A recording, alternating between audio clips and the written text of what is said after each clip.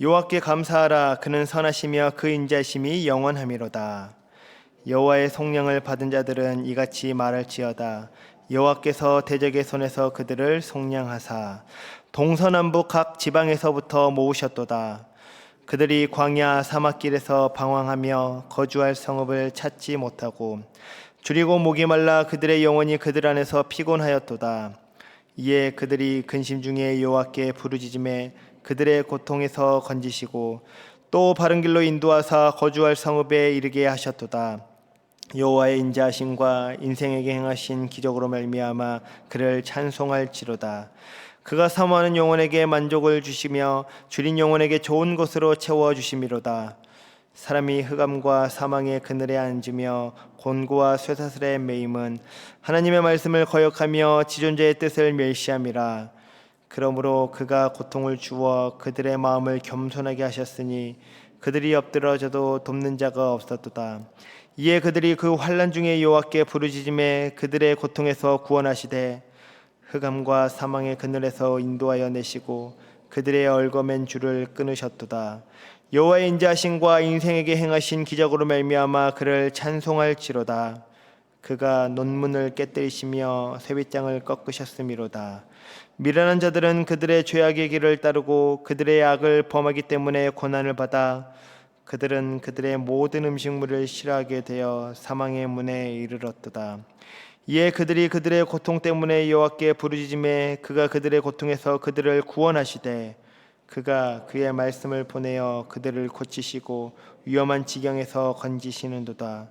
여호와의 인자하심과 인생에게 행하신 기적으로 말미암아 그를 찬송할지로다. 감사제를 드리며 노래하여 그가 행하신 일을 선포할지로다. 아멘. 사랑하는 성도 여러분, 3주 전 저희는 담임 목사님을 통해 시편 107편의 말씀을 함께 들었습니다. 광야에서 길을 잃은 사람도, 그리고 흑암과 사망의 그늘에 앉아 있는 사람도, 그리고 고난과 질병 가운데 있는 사람도 하나님은 외면하지 않으셨다라고 말씀하셨습니다. 그들이 여호와께 부르짖을 때마다 들으셨고 건져 주셨으며 다시 소망의 길로 인도해 주셨습니다. 시편 107편은 어떤 고난이 찾아올지라도 하나님의 인자하심은 변하지 않으시다라는 것을 우리에게 보여주었습니다. 이 시편을 읽다 보니 문득 이런 생각이 들었습니다.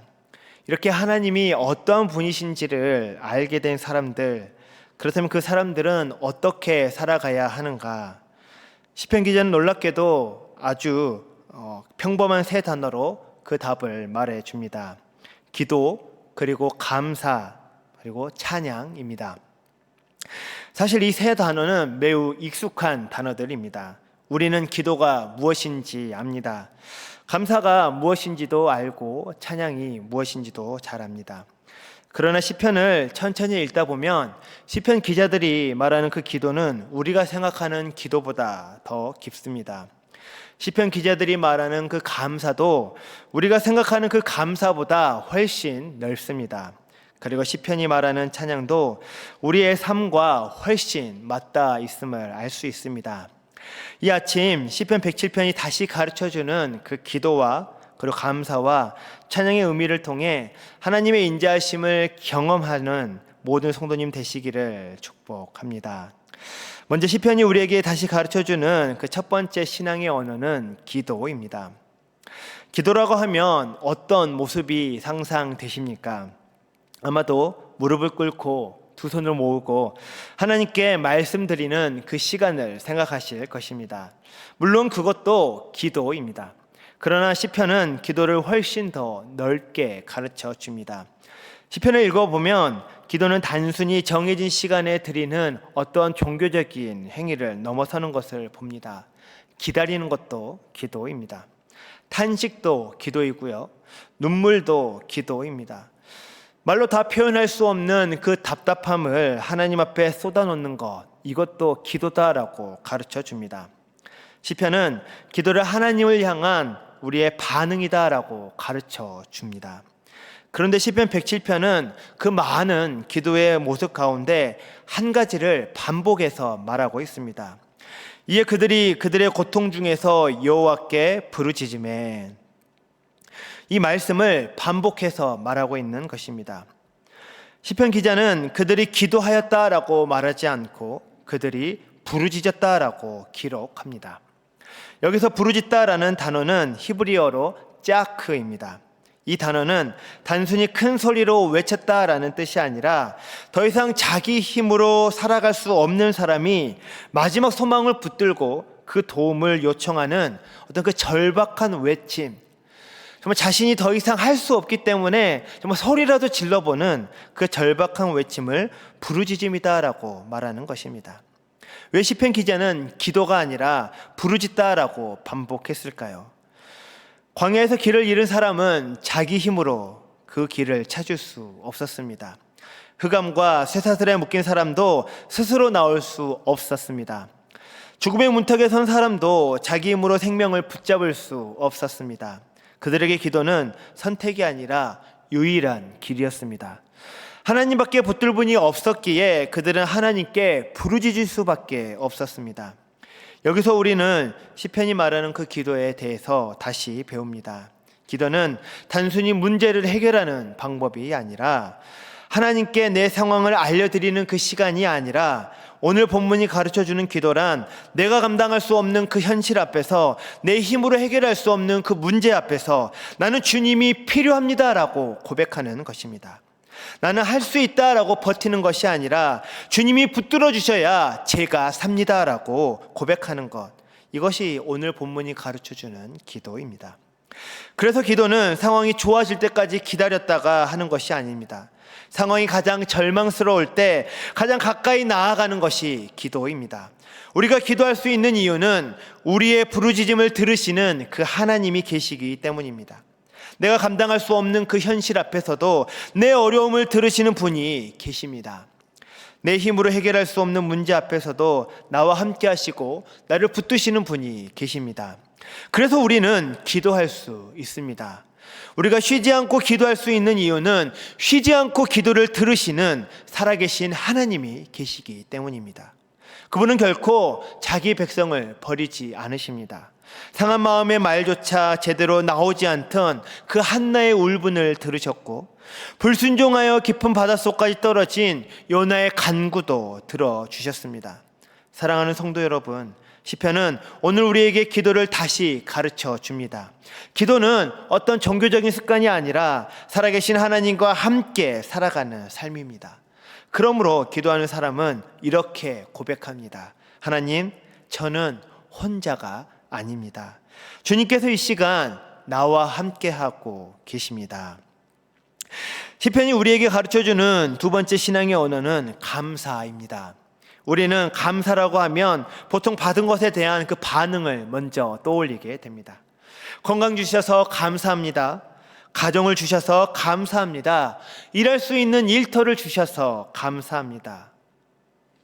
물론 이것도 감사라고 할 수 있습니다. 그러나 시편이 말하는 감사는 단순히 받은 것에 대한 감사를 넘어서서 내 삶 가운데 하나님이 일하고 계심을 인정하는 것입니다. 시편 107편 1절은 이렇게 시작합니다. 여호와께 감사하라. 그는 선하시며 그 인자하심이 영원하미로다. 여기서 감사하라라는 히브리어는 야다입니다. 이 단어는 단순히 고맙습니다라는 뜻을 넘어서서 인정합니다, 고백합니다, 그리고 하나님께 다시 돌려드립니다라는 뜻을 가지고 있습니다. 그러므로 시편이 말하는 감사는 이렇게 고백하는 것입니다. 주님, 이것은 우연이 아닙니다.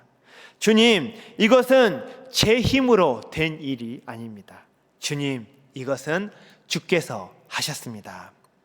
시편 107편에 나오는 어떤 그 사람들을 보십시오. 광야에서 길을 찾은 것도 우연이 아니었습니다. 흑암과 쇠사슬에 벗어날 수 있었던 것도 우연이 아니었습니다. 사망의 문턱에서 건짐을 받은 것도 우연이 아니었습니다. 시편 기자는 그 모든 일을 한마디로 해석해 줍니다. 그분의 인자심이 영원하시도다. 시편 기자는 단순히 하나님의 능력이 많으셔서 감사하라라고 하지 않습니다. 끝까지 자기 백성을 버리지 아니하시는 그 하나님의 인자하심 때문에 감사하라라고 말합니다. 여기서 우리는 시편이 알려주는 그 감사의 깊이를 다시 배우게 됩니다.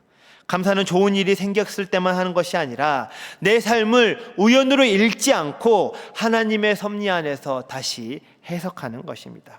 세상은 말합니다. 운이 좋았다고, 때를 잘 만났다고, 좋은 사람을 만났기 때문에 그것이 풀렸다라고 말합니다. 그러나 말씀은 다르게 해석합니다. 하나님이 붙드셨습니다. 하나님께서 하셨습니다. 그리고 하나님께서 여기까지 인도하셨습니다. 물론 우리가 인생의 모든 일을 다 이해할 수 있는 것은 아닙니다. 왜 이런 일이 일어났는지, 왜 이런 시간을 지나야 하는지 당장 설명할 수 없는 순간들도 많이 있습니다. 그러나 감사는 모든 일을 다 이해했기 때문에 드리는 고백이 아니라 다 알지 못해도 하나님은 선하시며 그분의 인자하심은 영원하시다라는 그 사실을 붙들고 고백하는 믿음입니다. 그래서 감사한 사람은 우연을 믿지 않습니다. 내 인생이 우연히 여기까지 온 것이 아니라 주의 선하심과 인자하심 안에서 붙들려 왔음을 믿기 때문입니다. 그러므로 오늘 우리의 감사가 이렇게 고백되기를 원합니다. 하나님, 제 인생은 우연이 아닙니다. 하나님께서 오늘도 제 삶 가운데 일하고 계심을 믿습니다. 마지막으로 시편 107편이 우리에게 가르쳐주는 그 세 번째 신앙의 언어는 찬양입니다. 찬양은 하나님을 높이는 것이죠. 하나님의 이름을 높이고 하나님의 성품을 높이고 그리고 하나님께서 행하신 일을 높이는 것입니다.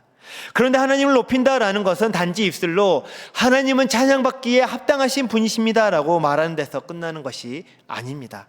하나님을 높인다라는 것은 내 삶의 가장 높은 자리에 하나님을 모시는 것입니다. 내가 주인이 아니라 하나님께서 주인임을 인정하는 것입니다. 담임 목사님께서 3주 전 이 본문을 통해 속량에 대해 말씀해 주셨습니다. 속량이란 값을 지불하고 되찾는 것입니다. 그러므로 속량받은 사람은 더 이상 자기 자신에게 속한 사람이 아니라 값을 치르고 되찾으신 분께 속한 사람입니다. 그렇게 찬양이란 단순히 하나님을 높이는 노래가 아니라 나는 주님의 것입니다라는 그 소속의 고백이 되는 것입니다. 오늘 본문 1절과 2절을 다시 읽어드립니다. 여호와께 감사하라. 그는 선하시며 그 인자하심이 영원하미로다. 여호와의 속량을 받은 자들은 이같이 말할지어다. 아멘. 시편 107편의 그 찬양은 속량받은 자들의 노래인 것입니다. 하나님께서 나를 건지셨다라는 그 고백을 넘어서서 이제 나를 건지신 그 하나님께 속한 사람입니다라고 고백하는 것입니다. 베드로전서 2장 9절도 같은 말씀을 말해주고 있습니다. 그러나 너희는 택하신 족속이요 왕같은 제사장들이요 거룩한 나라요 그의 소유가 된 백성이니 이는 너희를 어두운 데서 불러내어 그의 기이한 빛에 들어가게 하신 이의 아름다운 덕을 선포하게 하려 하심이라. 아멘. 주께서 우리를 어두운 데서 불러내어 그의 소유된 백성으로 삼아 주셨습니다. 왜 그렇게 하셨습니까? 그분의 아름다운 덕을 선포하게 하기 위해서입니다. 이것이 찬양입니다. 찬양은 하나님의 소유된 백성이 자기 삶으로 하나님이 어떤 분이신지를 선포하는 것입니다. 나는 누구의 것인가? 나는 누구를 위해 살아가는가? 나는 누구를 드러내며 살아갈 것인가? 시편이 가르쳐주는 찬양은 바로 이러한 고백인 것입니다. 주님, 이제 저는 주님의 것입니다. 제 삶도 주님의 것입니다. 저를 통해 주님만 높임받아 주옵소서. 이것이 우리가 찬양하는 이유이며 성도가 살아가는 목적입니다. 말씀을 정리합니다. 시편 107편은 처음부터 끝까지 한 가지 진리를 선포합니다. 여호와는 선하시며 그분의 인자하심은 영원하시다. 광야에서도 그 인자하심은 떠나지 않습니다. 흑암 가운데서도 그 인자하심은 우리를 버리지 않습니다. 사망의 문턱에서도 그 인자하심은 우리를 포기하지 않으십니다. 그래서 하나님의 인자하심을 경험한 성도는 이렇게 고백합니다. 주님, 저는 혼자가 아닙니다. 이 고백으로 하나님께 기도하는 것입니다. 주님, 제 삶은 우연이 아닙니다. 이렇게 하나님의 일하심을 인정하는 것이 감사입니다. 주님, 저는 주님의 것입니다. 이 고백으로 하나님을 높이는 것이 찬양입니다. 사랑하는 성도 여러분, 우리는 인생의 모든 것을 다 이해할 수 없습니다. 그러나 단 한 가지 분명히 기억하며 살아갈 수 있습니다. 예레미야가 3장 22절 23절 말씀인데요, 여호와의 인자와 긍휼이 무궁하심으로 우리가 진멸되지 아니함이니이다. 이것들이 아침마다 새로우니 주의 성실하심이 크시도소이다. 이 기도가, 이 고백이 우리의 감사가 되고 찬양이 되기를 주님의 이름으로 축복합니다.